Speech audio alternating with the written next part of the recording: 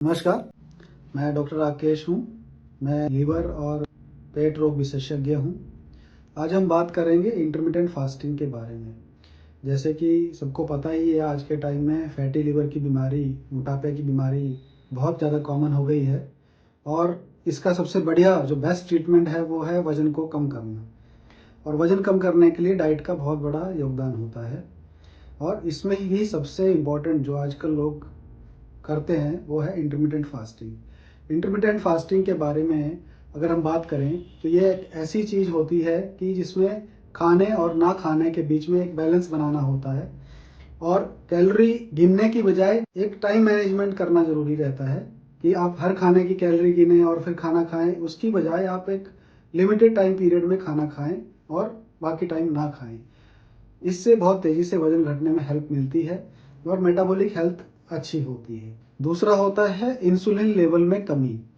जब आप intermittent fasting करते हैं तो क्योंकि शरीर में शुगर कम जाएगा तो इंसुलिन भी कम रहता है शरीर के अंदर, जिससे फैट बर्न करने में बहुत आसानी होती है। और तीसरा है मेटाबॉलिज्म बूस्ट होना। मेटाबॉलिज्म बूस्ट होने से मेटाबॉलिक रेट बढ़ने से भी फैट बर्न होना बहुत आसान हो जाता है। और जो इससे आगे मेथड होता है वो होता है हार्मोन में बदलाव आना। जो ग्रोथ हार्मोन होता है हमारा बढ़ता है तो हमारा मसल लॉस हुए बिना हमारा जो फैट बर्न करने में हेल्प मिलती है। और ऑटोफैगी, ये एक साइंटिफिक टर्म है। इसका मतलब क्या होता है, ऑटोफैगी का मतलब क्या है? ऑटोफैगी एक नॉर्मल मैकेनिज्म है हमारे शरीर में। हमारे पुरानी सेल टूटती हैं और नई सेल बनती हैं, लेकिन जो पुरानी सेल का जो कचरा है वो कहाँ जाता है? वो हमारे शरीर में लाइसोसोम्स और बहुत सारी तरह के ऑर्गेनल्स होते हैं जो कि उस कचरे को खा लेते हैं और उसको रिसाइकल करते हैं शरीर के अंदर। तो इसको ऑटोफैगी कहते हैं। तो इस ऑटोफैगी में जब हम फास्टिंग करते हैं तो जो शरीर की पुरानी सेल्स होती हैं, जो खराब सेल्स हैं, वो उनको तोड़ के नई सेल से रिप्लेस करते हैं। तो एक तरह से आपको अपने अंदर ऐसे चेंजेस फील होने लगेंगे कि जैसे आप जवान होते जा रहे हैं, आपकी एज कम होती जा रही है अगर आप इस मेथड पे चलते हैं, इंटरमिटेंट फास्टिंग करते हैं। ये उन्हीं लोगों के लिए है जो मोटे हैं, जिनकी ओबेसिटी है। जो लोग ऑलरेडी पतले हैं उनके लिए नहीं है। तो ये इंटरमिटेंट फास्टिंग के पीछे की साइंस है। अब लास्ट में हम बात करेंगे कि इंटरमिटेंट फास्टिंग किन लोगों को नहीं करनी चाहिए, क्या प्रिकॉशंस बरतने चाहिए इंटरमिटेंट फास्टिंग करने के लिए। तो जो गर्भवती महिलाएं हैं, ये जो स्तनपान करने वाली महिलाएं हैं, ऐसी महिलाओं को इंटरमिटेंट फास्टिंग नहीं करनी चाहिए। दूसरा, जो कमजोर इम्यून सिस्टम वाले लोग होते हैं, जिनकी इम्यूनिटी ऑलरेडी बहुत डाउन है किसी भी बीमारी के कारण, क्रोनिक इलनेसेस हैं, टर्मिनल स्टेज पे हैं, उनको भी इंटरमिटेंट फास्टिंग नहीं करनी चाहिए। जिन लोगों का वजन ऑलरेडी कम है उनको क्या लाभ होगा इंटरमिटेंट फास्टिंग से? उनको भी नहीं करनी चाहिए। या जो मरीज, जैसे अभी हमने बात बताई कि जो डायबिटीज़ है, शुगर की दवाइयाँ खा रहे हैं, उनको भी इंटरमिटेंट फास्टिंग नहीं करनी चाहिए। और जो सबसे महत्वपूर्ण सलाह है वो ये है कि डॉक्टर से ज़रूर परामर्श करें इंटरमिटेंट फास्टिंग करने से पहले। मेरा ये वीडियो देख के कोई इंटरमिटेंट फास्टिंग स्टार्ट ना कर दें। ये मैं जानकारी और हेल्थ अवेयरनेस के लिए वीडियो डालता हूँ ताकि लोगों को जागरूकता हो हेल्थ अवेयरनेस के बारे में और इसके फ़ायदे और नुकसान के बारे में जानकारी हो। लेकिन अगर आप इंटरमिटेंट फास्टिंग स्टार्ट करना चाहते हैं तो आप पहले अपना मेटाबॉलिक प्रोफाइल करा के अपने डॉक्टर से मिल के फिर डिसाइड करें कि आपको कौन सा मेथड सही रहेगा इंटरमिटेंट फास्टिंग का। धीरे धीरे स्टार्ट करना चाहिए। एकदम से बहुत ज़्यादा लंबे लंबे फास्टिंग स्पेल्स कई बार शुरू में प्रॉब्लम कर सकते हैं। और सबसे इम्पोर्टेंट चीज़ ये है कि जब इंटरमिटेंट फास्टिंग कर रहे हैं, आप इतने अच्छे हैं, हेल्थ को अवेयर हैं, तो आप फिर ऐसे टाइम में ख़राब खाना, जंक खाना और इन सब चीज़ों का तो सेवन नहीं कर सकते। ये एक्सपेक्टेड है। जो लोग इंटरमिटेंट फास्टिंग करना चाह रहे हैं तो वो अपने आप से ही चीटिंग करेंगे तो फिर उनको कहाँ से फ़ायदा है। अब हम बात करते हैं इंटरमिटेंट फास्टिंग के फ़ायदे और नुकसान के बारे में।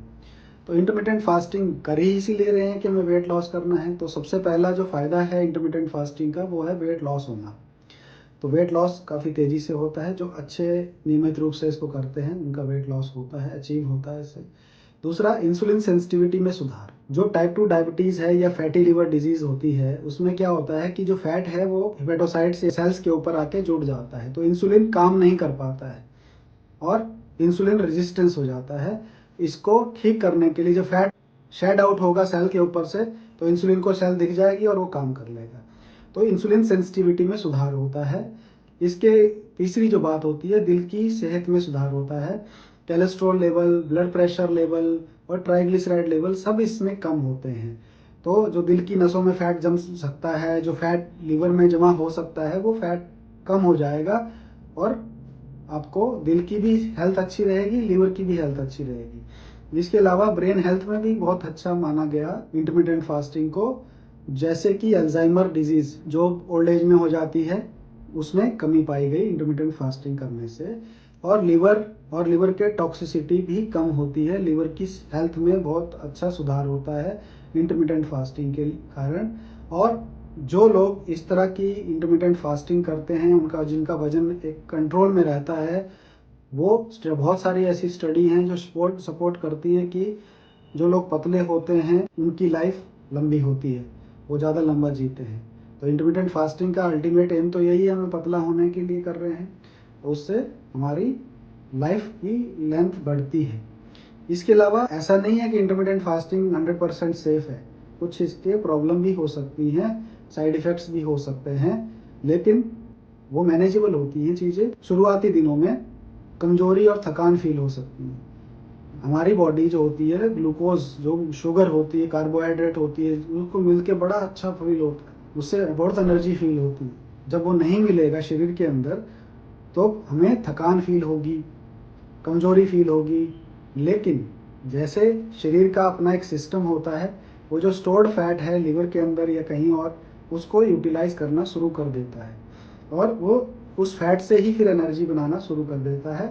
तो ऐसा नहीं है कि अगर इंटरमिटेंट फास्टिंग करते हैं तो एनर्जी लेस हो गई, ऐसा नहीं है। एनर्जी शरीर में ही है, वो उसका सोर्स दूसरा होगा फैट, जो स्टोर्ड फैट है, जो आपने हड्डियाँ बना के अपनी पेट में जमा करके रखी हैं। एफडी मतलब अगर आप बैंक में बहुत एक्सेस में पैसा रखते हैं तो उसको एफडी कहते हैं। एक्सेस में बॉडी में फैट रखेंगे तो मैं उसको फिक्स डिपॉजिट या fixed fat deposit in your liver, वो एफडी कहता हूँ। इसके अलावा सिर दर्द और चिड़चिड़ापन भी आ सकता है। लंबे टाइम तक भूखा रहने से, ग्लूकोज कम रहने से भी चिड़चिड़ापन आ सकता है, लेकिन ये चीज़ भी विद टाइम ठीक हो जाती है। लेकिन जो बड़ी इंपॉर्टेंट चीज़ है, पोषक तत्वों की कमी। जो लोग बिना किसी की सलाह के इंटरमिटेंट फास्टिंग करना शुरू कर देते हैं, उन लोगों को विटामिन की और मिनरल्स की डिफिशियंसी हो सकती है, जो कि होना नहीं चाहिए। अगर आप किसी गाइडेंस में करोगे तो नहीं होगा, पर आपको पता ही नहीं है क्या खाना है क्या पीना, बस आपने शुरू कर दिया, तो वो गलत तरीका है। कुछ महिलाओं के हार्मोन लेवल में भी डिस्टरबेंस आ सकती है, मेंस्ट्रुअल पीरियड आगे पीछे हो सकते हैं। तो अपने डाइटिशियन, अपने गैस्ट्रोएंटरोलॉजिस्ट, हिपेटोलॉजिस्ट या अपने डॉक्टर से सलाह लेके ही करना है।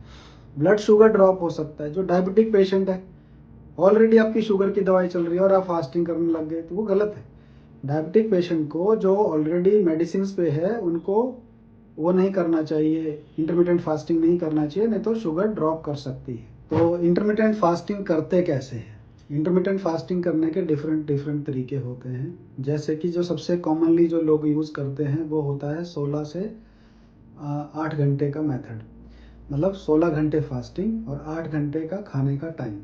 जैसे अगर मैं इसको एग्जाम्पल के तौर पे बताऊं, तो अगर सुबह 8 बजे आप खाना खाते हैं तो आपका जो रात का डिनर है वो 4 बजे है। लेकिन 4 बजे डिनर करना मतलब बड़ा दिक्कत हो जाएगी काफ़ी लोगों को।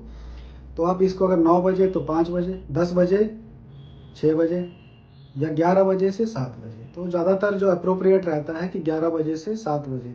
7 बजे आप डिनर कर लें और 11 बजे आप अपना ब्रेकफास्ट करें और उसके बीच ही खाएं जो भी खाना है।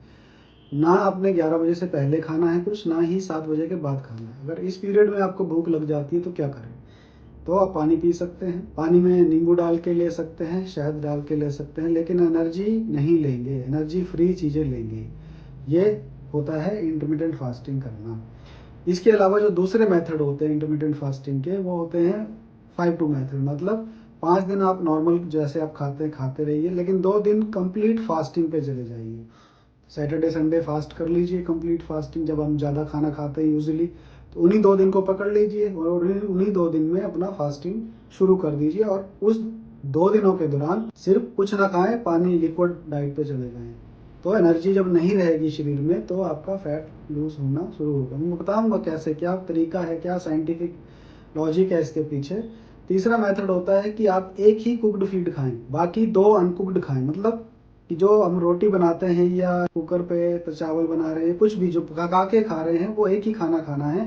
बाकी 2 खाने जो हैं वो फ्रेश खाने हैं। मतलब फल खा लिए, सब्जियां खा ली कच्ची, उन्हीं से पेट भरना है, और एक आइटम कुक्ड वाली खानी है। या अल्टरनेट डे फास्टिंग कर सकते हैं। तो डिफरेंट डिफरेंट तरीके हैं इंटरमिटेंट फास्टिंग करने के, लेकिन जो सबसे जो कॉमनली जो लोग कर पाते हैं वो 16 वाला है कि 16 घंटे की फास्टिंग और 8 घंटे की खाना खाने का टाइम। अगर शुरुआत कर रहे हैं तो आप थोड़ा इस टाइम को बढ़ा सकते हैं कि 10 घंटे खाने का टाइम रख सकते हैं, 14 घंटे फास्टिंग का रख सकते हैं, लेकिन अल्टीमेटली आपको रीच तो करना चाहिए 16-8 का। अब इसके पीछे जो साइंस है कि ऐसा क्यों होता है, क्या लॉजिक है इंटरमिटेंट फास्टिंग करने से, तो कैलोरी डिफिसिट होता है। कैलोरी डिफिसिट के कारण जो हमारे बॉडी में फैट स्टोर्ड है, वो फैट स्टोर्ड जो होता है वो उसको बॉडी यूटिलाइज करती है स्टोर्ड फैट को, और एनर्जी के कन्वर्ट करके बॉडी में यूटिलाइज होता है।